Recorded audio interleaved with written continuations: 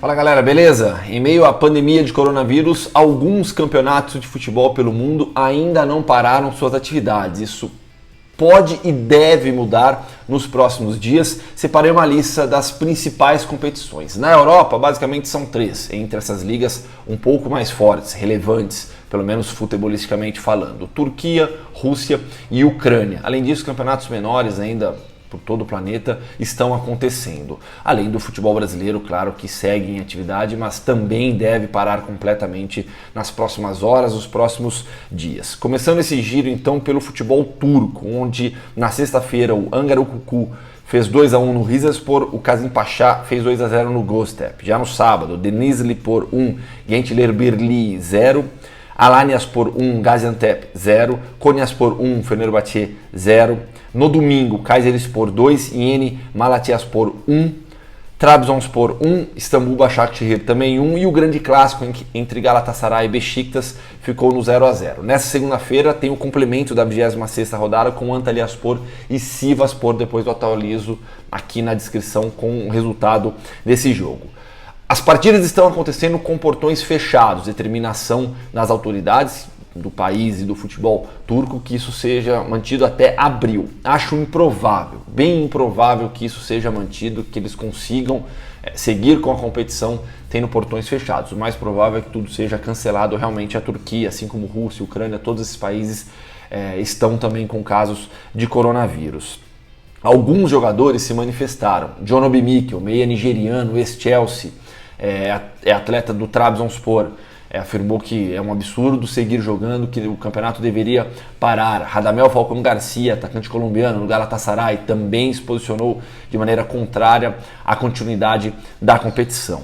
Campeonato turco agora, depois de 26 rodadas, são 18 times na primeira divisão, turno e retorno. Tem o Trabzonspor na liderança com 53 pontos, mesmo a marca do Istambul Başakşehir, mas o Trabzonspor fica à frente no critério de desempate, seguido pelo Galatasaray com 50 e o Sivasspor que tem 49, como eu disse, o Sivasspor pode chegar ainda a 52 se vencer o Antalyaspor fora de casa. O Beşiktaş vem na sequência, mas já distante com 44 pontos.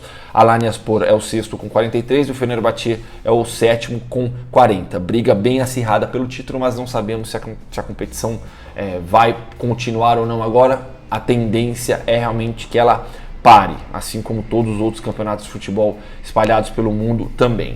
Na Rússia, tivemos a 22ª rodada nesse final de semana. Tudo começou na sexta-feira, com a vitória do Armat Grozny com a derrota do Armat Grozny em casa para o Dinamo Moscou por 3-2. No sábado, o Orenburg perdeu em casa também para o Spartak Moscou por 3-1. O Zenit fez 7-1 no Ural. O Arsenal Tula perdeu como mandante para o Rubin Kazan por 1-0. E aí no domingo, o Sochi fez 2-0 no Krasnodar.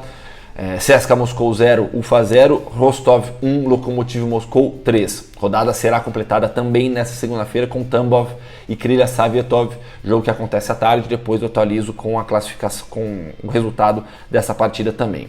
No campeonato russo temos o Zenit liderando com 50 pontos, 9 a mais do que Lokomotiv e Krasnodar. O Rostov vem na sequência com 38 e o CSKA Moscou tem 36. Faltam 8 rodadas para acabar o campeonato russo, então é bem improvável que o Zenit perca esse título. O que está acontecendo na Rússia? Como as autoridades estão lidando com a situação, com a pandemia do coronavírus? De maneira bem particular e nada de uniformidade. Convidei o Fábio Aleixo, meu colega jornalista brasileiro que trabalha em Moscou, para falar um pouquinho sobre tudo o que está acontecendo no futebol russo. Fala aí, Hoffman, pessoal que acompanha o canal aqui no YouTube, falar um pouquinho do que está acontecendo aqui na Rússia em meio à crise do coronavírus. A rodada foi dividida entre sexta, sábado, domingo e segunda-feira. Sexta, o Dinamo foi até Grozny e venceu o Armat em uma partida liberada para todo mundo, portões abertos normalmente, nenhum tipo de restrição. Passemos ao sábado, quando foram realizados 3 jogos. Aí a primeira restrição. Em Orenburg, o time da casa foi obrigado a jogar contra o Spartak de Moscou por apenas 5.000 pessoas no estádio. Mas como é um estádio acanhado, com capacidade total de 7.000, a gente não viu nenhum tipo de problema, assim, não nem parecia que havia limitação. O Spartak ganhou por 3-1, se afastou um pouco da zona de rebaixamento. Passamos para o segundo jogo da rodada, onde o Zenit recebeu o Ural de Ekaterimburgo, venceu por 7-1, uma goleada assim incrível, com 16 minutos já vencia por 3-0, fácil, Destaque para o hat-trick de Serdar Azmoun e o primeiro gol de Malcolm em 6 partidas com a camisa do Zenit. E nesse jogo 2 coisas chamaram a atenção. Uma foi uma faixa estendida pelos torcedores do Zenit que dizia: "Somos doentes pelo futebol e pelo Zenit morreremos". E depois um vídeo que circulou pelas redes sociais, inclusive coloquei no meu Twitter, dos torcedores ironizando o coronavírus, dizendo, cantando: "Todos vamos morrer, todos vamos morrer". 33 mil pessoas compareceram ao estádio em São Petersburgo. Depois, para fechar a rodada, Arsenal de Tula 0, Rubin Kazan 1, a primeira vitória do técnico Leonid Slutsky no seu retorno à Rússia. E essa partida também, normalmente, torcedores, nenhum tipo de alteração por conta do coronavírus. Aí no domingo a gente já começa a ver um pouco mais dos efeitos. Na região de Krasnodar, onde fica a cidade de Sochi, e inclusive o time também de Krasnodar, tivemos o clássico dessa região entre Sochi e Krasnodar. O Sochi venceu por 2-0, conseguiu sua terceira vitória seguida, vai se distanciando da zona de rebaixamento. E aí sim, portões fechados, estádio vazio, por uma determinação do governador da região de Krasnodar, do Krasnodarsky Krai, como eles dizem aqui. Krai é uma região da Rússia semelhante a um estado no Brasil. Outro jogo do domingo, CSKA 0, Ufa 0. O CSKA segue sem vencer desde a pausa de inverno. 3 jogos pela Liga Russa, 1 pela Copa, não conseguiu vencer ainda, 2 empates e 2 derrotas. E nesse jogo foi limitado para 5 mil pessoas, porque o prefeito de Moscou emitiu um decreto que nenhum evento público pode ter mais de 5 mil pessoas até o dia 10 de abril. E o CSKA tem mais do que isso de pessoas que têm carnê para toda a temporada. Então eles fizeram um sorteio. Quem tinha setores pares pôde ir no jogo contra o Ufa, quem tem setores ímpares poderá ir para o jogo contra o Zenit, se ocorrer. Restrição também no contato dos jogadores com a imprensa. Todas as atividades de zona mista e entrevistas coletivas foram canceladas. Apenas uma rápida entrevista para a Match TV, que é detentora dos direitos de transmissão aqui na Rússia. Bom, a situação deve mudar nesta terça-feira. Uma reunião com todos os integrantes da Liga Russa vai decidir pela paralisação ou não do campeonato, ouvindo as autoridades sanitárias, ouvindo todas as autoridades. É praticamente dado certo pelas equipes, pelos jogadores, pelos veículos locais, que o campeonato vai ter uma pausa. O tempo dessa pausa não se sabe. E também depois a Federação Russa terá que tomar a decisão referente à segunda divisão e à terceira, que isso não está na mão da Liga Russa, da Premier Liga, que administra a primeira divisão. Vai caber à Liga Russa, à Federação Russa definir: paramos o campeonato da segunda divisão, paramos o campeonato da terceira, o que é provável também que aconteça. Pensando em calendário, quais seriam os efeitos disso para a Rússia? Na verdade, bem pouco. Se a Euro for adiada, o efeito será nulo. Se a Euro não for adiada, continuar em junho, pequeno será. Faltam 8 rodadas para o término do campeonato, da primeira divisão, e semifinais e final da Copa da Rússia. Seriam 10 datas.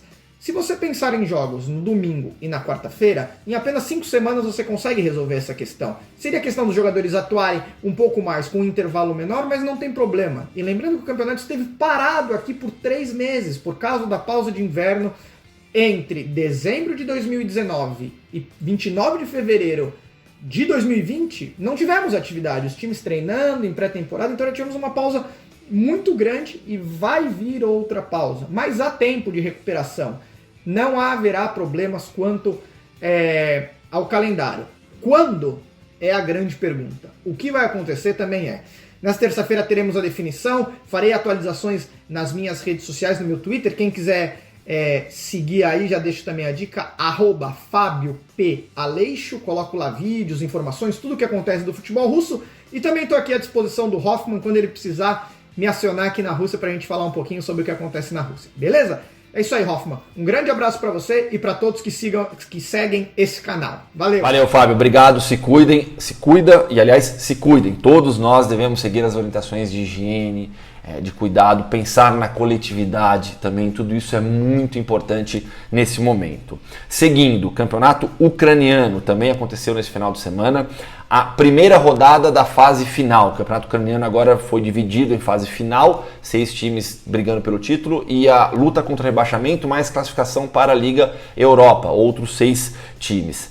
Na briga pela taça, o Shakhtar Donetsk, que liderou o campeonato de maneira muito tranquila, perdeu a invencibilidade só na reta final da temporada regular, foi batido novamente, segunda derrota apenas do Shakhtar Donetsk, 1-0 para o Zorya fora de casa. O Alexandria venceu o Kolos por 4-2 e o Dinamo Kiev ficou no empate com o Desna em 1-1. O Shakhtar ainda segue tranquilo na liderança, tem 59 pontos. O Dinamo Kiev vem na sequência junto com o Zorya, 46 pontos, essas duas equipes, 13 a menos. O Shakhtar não vai perder o título do Campeonato Russo também, apesar dessa fase final ainda ter que ser disputada. O que as autoridades ucranianas decidiram? Esta rodada que aconteceu, mais a próxima, serão com portões fechados. Eventualmente, depois disso, todos vão se reunir para debater o que fazer. Talvez a próxima rodada já seja cancelada também, afinal de contas é uma situação gravíssima que o mundo enfrenta e precisa enfrentar com seriedade. E aí o esporte fica em segundo plano, sem dúvida alguma. Só para passar os resultados da luta contra o rebaixamento mais classificação para a Liga Europa, o Lviv ficou no 1-1 com o Karpat, o Dnipro fez 2-0 no Mariupol e o Olympique Donetsk ficou no 1-1 com o Vorskla. O Dnipro tem 28 pontos, o Mariupol 25, o Lviv 21. Vorskla e Olympique Donetsk tem 21 e 19, seriam as equipes que iriam pro playoff de rebaixamento contra o vice-campeão e o terceiro colocado da segunda divisão, e o Karpat, uma equipe tradicional da Ucrânia, é o lanterna com 14 pontos. Há outros campeonatos também ainda em atividade, vou citar daqui a pouco uma lista grande, mas na Europa especificamente, além desses três que eu já citei, que futebolisticamente são os mais relevantes, tem também o campeonato húngaro e o campeonato sérvio. Esses dois também não pararam, tiveram atividade nesse final de semana. Na Hungria, a suspensão da competição foi anunciada nessa segunda-feira e talvez o campeonato sérvio siga o mesmo caminho. Para passar os resultados então e a situação dessas duas competições. O campeonato húngaro teve todos os seus jogos realizados no sábado. Ferencváros 5, Kaposvári Rákóczi 0, Mesokovec Zori 0, Puskás 0, Újpest 1, Paksi 1, Honvéd 1, Kisvárdia 5, Debrecen 0, Zalaegerszegi 3 e Fehérvár 1, Diósgyőr também 1. Ferencváros lidera o campeonato depois de 25 rodadas com 2 partidas a menos que os demais. Ferencváros tem 53 pontos e o Fehérvár vem na sequência com 50 e o Mesokovec vem com 45. Ferencváros é o grande favorito ao título. Na Sérvia, os jogos também aconteceram no sábado. Bačka Topola 2, Radnik 1, Voždova 1, Partizan 2, Javor Ivanica 2, Čukarički 2, Spartak Subotica 0, Vojvodina 0, Miladost Luciani 2, Índia 1, Radnički Niš 3, Matva Shabat 1, ia mandar um Červeni Zvezda, Estrela Vermelha 3, Napredak 0 e o Proletar Novi Sad 5, Rádio Belgrade 0. O Campeonato Sérvio, teoricamente, tem uma fase final com os 8 primeiros colocados, são 16 times na primeira divisão. O Estrela Vermelha lidera com folga, 69 pontos, 11 a mais do que o Partizan, depois de 26 rodadas, é o grande favorito ao título também. Sobre as outras competições pelo mundo, futebol brasileiro, todo mundo sabe, aconteceu nesse final de semana, mas a tendência é que pare tudo também nas próximas semanas. Quem mais teve futebol nesse final de semana? Argélia, Argentina, Austrália, Bolívia, Bangladesh, Chile, Costa Rica, Gana, Guatemala, Hong Kong, Honduras, México, uma liga relevante, Vietnã, além de alguns amistosos ainda que aconteceram pelo planeta. Mas cada país tem a sua forma de lidar com a situação, cada país enfrenta algo mais grave ou não, então cada um tem que lidar com responsabilidade diante do que está acontecendo. O importante agora é pensarmos como sociedade, pensarmos de maneira coletiva.